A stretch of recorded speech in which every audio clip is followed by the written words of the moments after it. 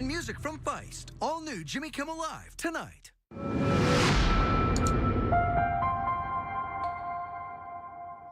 Two local state representatives now proposing a new bill to address group home issues. State Representatives Phil Plummer and Andrea White are leading the charge on that bill. So Jenny Bork is now joining us live in this studio. And Jenny, I know you spoke to both of those lawmakers today. So how exactly did this bill come out?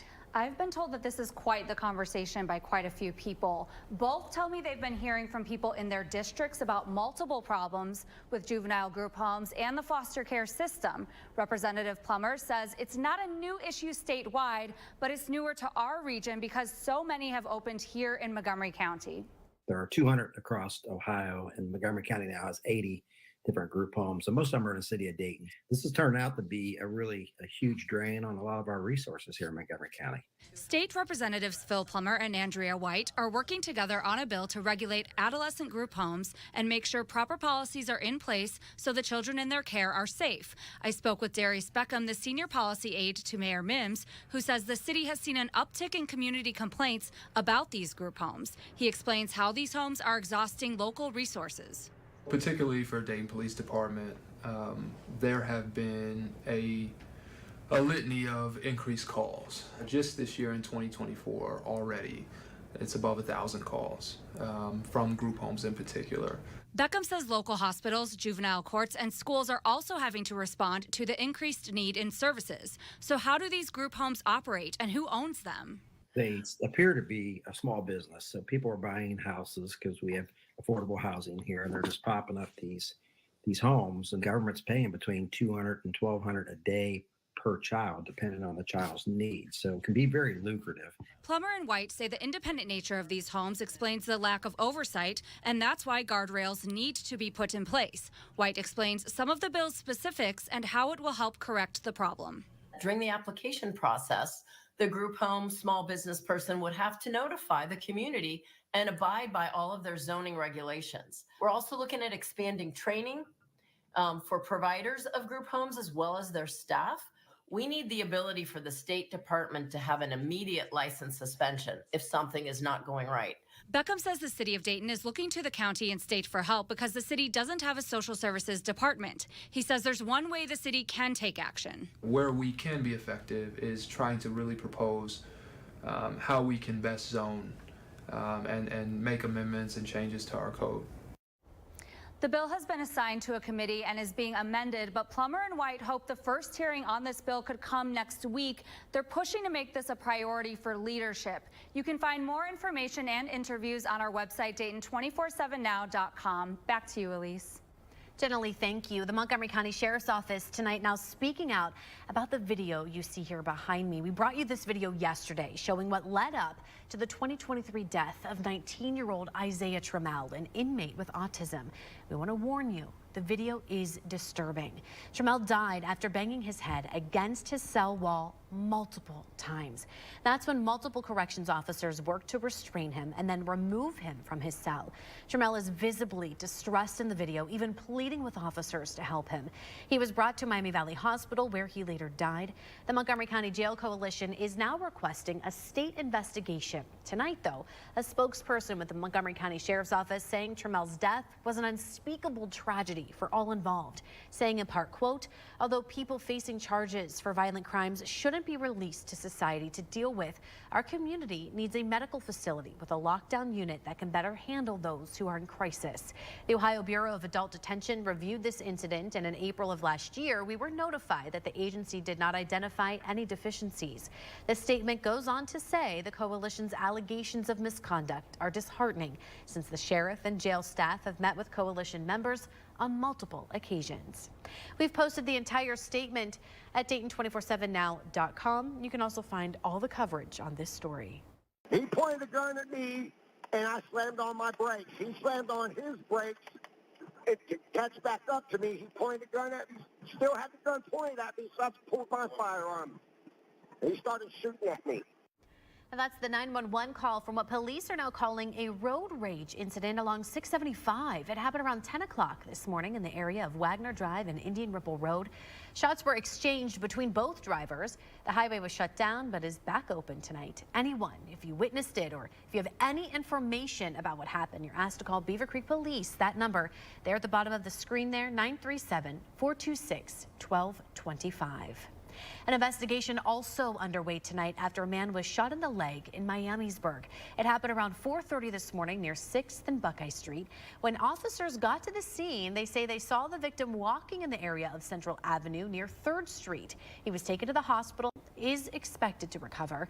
Officers are searching for the shooter and say the victim knows them personally. Police are now asking residents in the area to check surveillance video between the hours of 4 and 5 this morning for the suspect or for a silver SUV. The investigation is ongoing tonight. And now a live look at our roadways from our ODOT cameras. Traffic moving smoothly again along I-75 after a 5-vehicle crash shut it down. Now this is the scene, or what it looked like earlier. If we had that video, you can see where one car is flipped on its side. It happened around noon near Timber Lane. Now we do know at least 2 people were taken to the hospital. We're right now working to learn the extent of their injuries. Lanes on both sides of 75 were blocked because of the crash, but have since reopened. This man tonight behind bars after an armed burglary in Harrison Township. Deputies say Dakota Maddox and another suspect broke into the home on Daleview Avenue and then aimed their guns at the homeowner. They allegedly forced the victim into a bedroom before taking a cell phone, money, and handguns. The suspects then drove off in a vehicle that was stopped by Kettering police a few days later. Maddox was arrested and faces several charges, including aggravated robbery, burglary, and abduction. Deputies are asking if you have any information on that other suspect, call them at the number on your screen. Tonight, the Inglewood community now fighting back against building a new mega church. Tonight was a meeting to approve the rezoning of the location to build that church. Kasha Hancock was at that meeting. She now is live for us. So Kasha, what exactly happened in that meeting? The board voted not to approve the mega church's application to rezone the designated property. Bishop Jim Holmes says this new church facility would have brought great benefits, but the community members had their own concerns. It has a lot of things in it, like red light therapy, and it has, PEMF therapy, which is something that most of your local facilities does not have. Bishop Jim Holmes of God's Way Triune Ministries is hoping to expand the ministry throughout the Miami Valley. It's a church, so people have a church to worship in a non-denominational environment. The proposed church facility is a 60,000 square foot building with a 2,000 seat assembly area and 1,000 parking spaces along Winger Road. Well, I think most of our city meetings go pretty well, but most of the people here are opposed to the building of this mega church. Community members told me they were concerned about multiple aspects of this project. For a multitude of reasons, my biggest concern is the traffic that will end up being on Winger Road, the number of cars, the only having the one entrance in and out. Bishop Holmes says he didn't understand some of their worries. Most of them was concerned about, I guess, light issues, light at night, and which in any development, if anything is developed, you're going to have lights. Motion and second to approve the rezoning application 24-04. Mr. Cunningham? No. Mr. Miller? No. Mr. Goss? No. Motion denied. Though the Inglewood Administrative Board for Planning and Zoning Appeals denied the megachurch's request, City Council still gets the final say next Tuesday. Bishop Holmes tells me that even if the church cannot be built in this community, he's keeping his faith strong and will keep trying until he finds the right spot. Back to you. Moving on to weather in the Miami Valley. Now, Natalie, we had some rain move on through. Are we expecting any more showers overnight? We got some showers, but the heaviest of which is now off to the east. That's good. That being said, we still have some flash flood warnings in effect for our areas. So even though the rain is out, there still may be some high water and even some roads covered in water due to some of the higher rainfall totals that we've seen up in Logan County. Radar estimating some spots perhaps getting more than 6 inches of rainfall, but definitely has been a soggy one. Flash flood warning remains in effect until 11:30 a.m. or 11:30 p.m. for Logan County, until 12:30 a.m. for Richmond and into parts of Wayne County in Indiana due to the heavier rain there. Storms have made their way out and we have quieter conditions. We're currently in the 70s, but tonight we're going to drop into the 60s. Lingering showers, storm. I'm going to have a look at the rest of the week, talk about some cooler air sliding in just a bit. Well, since the pandemic, many Americans have struggled with the rising energy costs. And of course, Ohioans are no exception. Eli Brigette spoke with AES Ohio and Senator Sherrod Brown to learn why these price increases are happening. Well, it's no secret that energy costs are rapidly rising as of late. After AES Ohio recently announced an electric bill increase and the price of oil going higher every day, many Ohioans are struggling. But after speaking with Senator Sherrod Brown, I learned that actions are being taken to decrease those prices. Oil prices change so dramatically, and these companies have far too much power in the marketplace. They have far too much power in Congress, and we want to go after them when they do that. Senator Sherrod Brown claims that recent evidence shows that big corporations like ExxonMobil may be reducing the output of oil and gas, keeping prices high for Americans. Members of the Senate have been working endlessly to right these wrongs and bring the price of oil back down. Also, after recent approval from the Public Utilities Commission, AES Ohio announced that consumer bills would increase by more than $40 per year to ensure reliability for customers across the country. Because of this, Senator Brown is urging the federal government to look into possible corruption with energy corporations on the state side as well. The Ohio Consumers Council has also recently filed a complaint to the FERC stating that the AES project is not being reviewed by the state. The OCC states that AES Ohio's price increase is unjust and unreasonable to Ohio's residential customers. Back to you. School may be out, but hunger doesn't take a break. Coming up, how our parent company is teaming up with Feeding America to tackle summer hunger. And those storms are moving out of the area, but cooler air is sliding in. I'll time it all out for you. That's coming up. Here's a live look from our Eco Plumber Skycam. You're watching Dayton 24/7 now.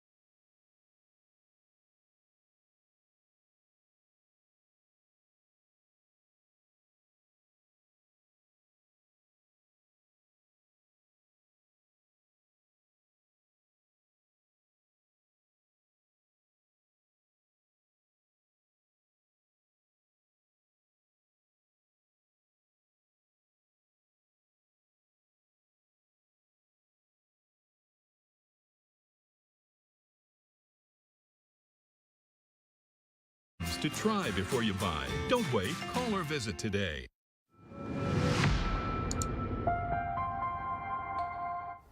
As we head into this summer, many kids here in the Miami Valley are going without school lunches.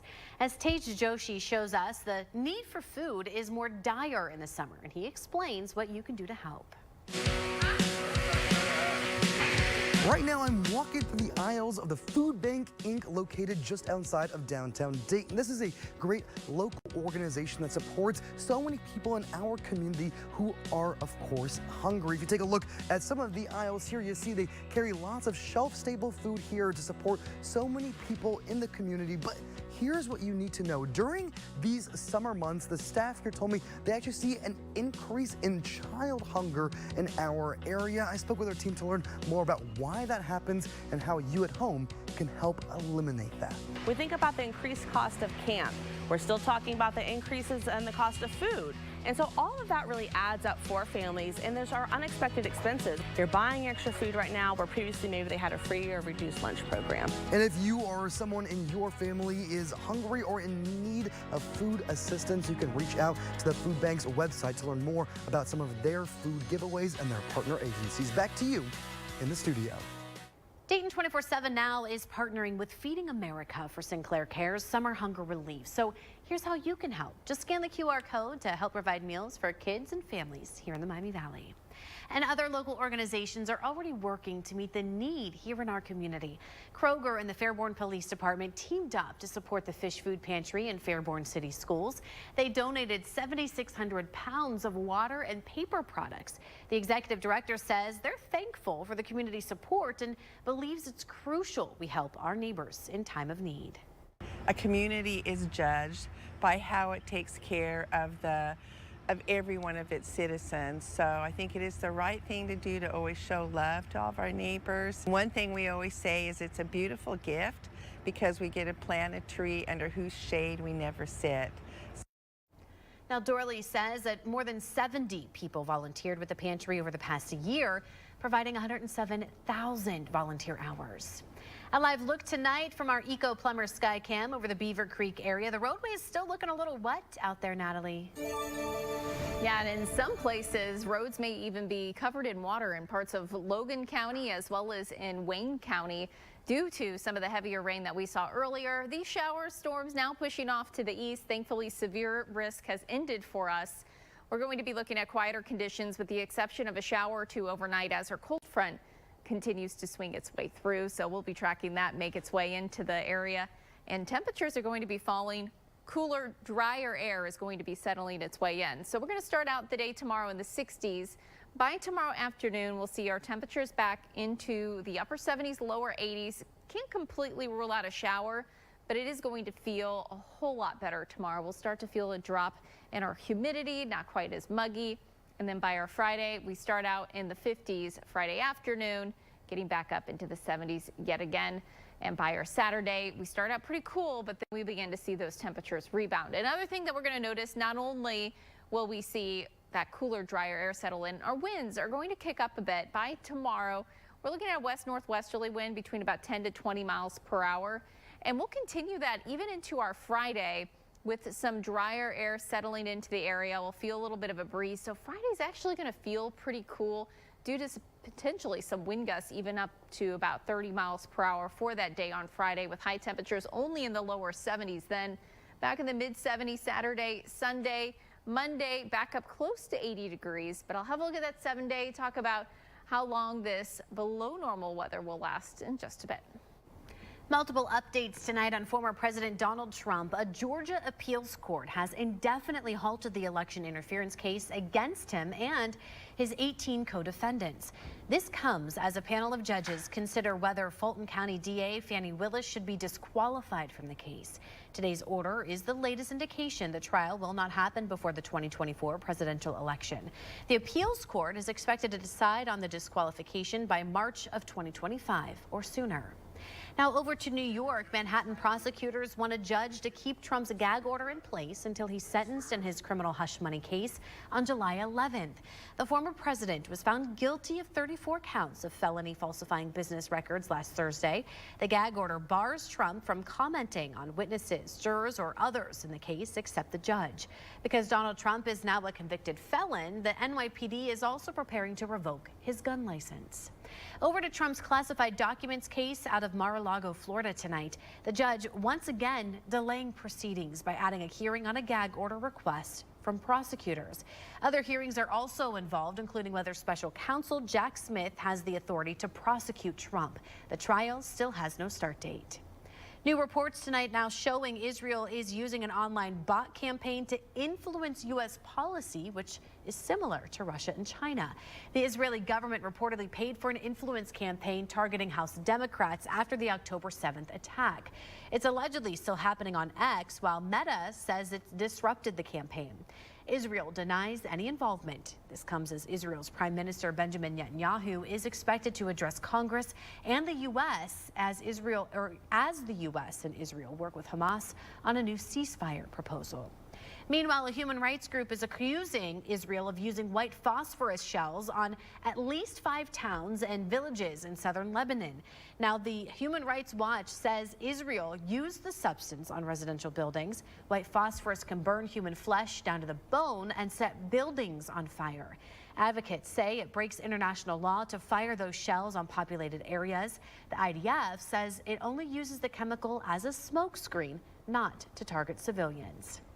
Organizations coming together in Springfield to be ready when crisis strikes. What today's preparedness session included after the break. You're watching Dayton 24/7 now.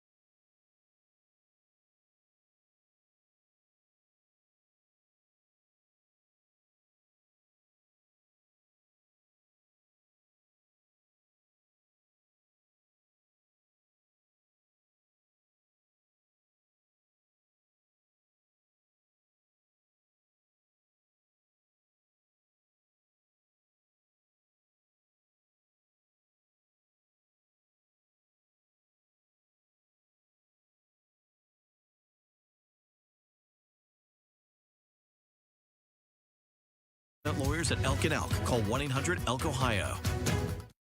Tonight, organizations in Springfield are now better prepared for what to do when a crisis hits. Today, the I Love You Guys Foundation teamed up with local first responders, Clark County EMA, and Springfield City Schools to hold a reunification training session. That helped make sure an emergency response plan is in place at the schools in case of an emergency. One of our principals from the district actually ran a situation earlier, and after we got done, I asked her, would you feel comfortable if you had to run this operation tomorrow? And she said, absolutely. That's the end game right there.